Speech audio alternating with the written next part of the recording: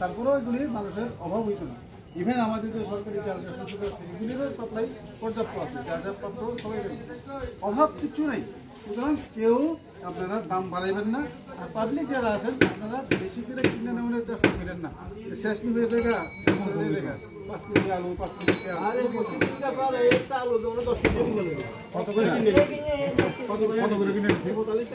আচ্ছা তাই এইটা না ওখানে দেখেন যে লোকগুলো 45 টাকা করে কিনে নিচ্ছে, এবার এই লোকটার জায়গা দিয়ে কিন্তু আমিও কম বলে আরে না আলু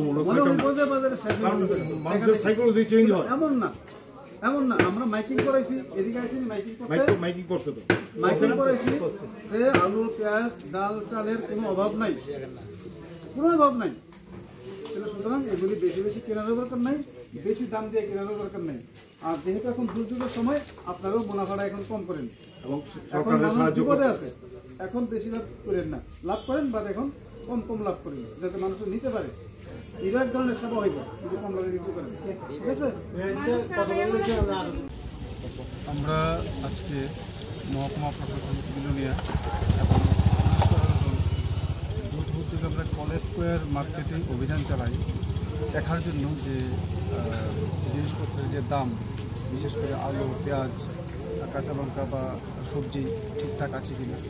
এখানে আমরা এসে যেটা জানতে পারলাম যে জিনিসপত্রের দাম বাড়েনি, ঠিকঠাকই আছে। এখানে এটা একটা ছোট্ট মার্কেট, এখানে আলু আজকের দিনে খুচরা 45 টাকা বিক্রি করছে, পেঁয়াজ 7 টাকা বিক্রি করছে, কাঁচা লঙ্কা 2-3টা ক্যাটাগরির আছে, 300 টাকা কেজি 400 টাকা কেজি আছে।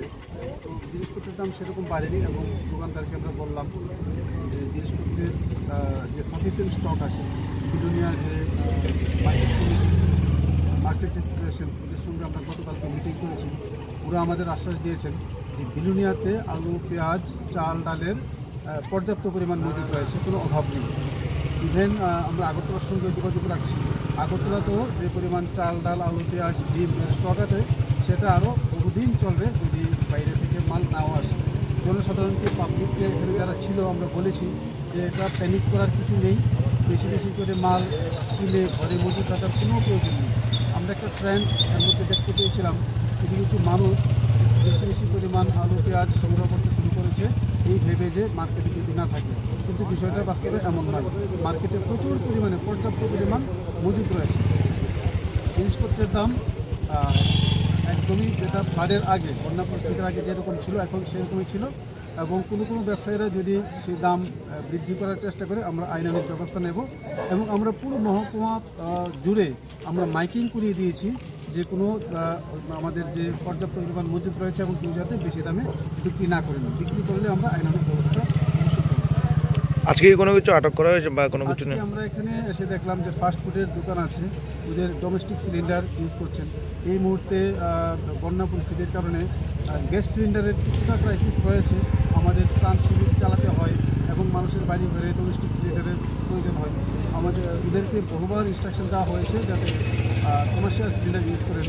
তো বারবার বলা সত্ত্বেও আজকে আমরা দেখলাম যে ওরা ডোমেস্টিক সিলিন্ডার দিয়ে ফাস্ট ফুড তৈরি করছেন, বিক্রি করছেন। সেই কারণে আমরা 3টা সিলিন্ডারকে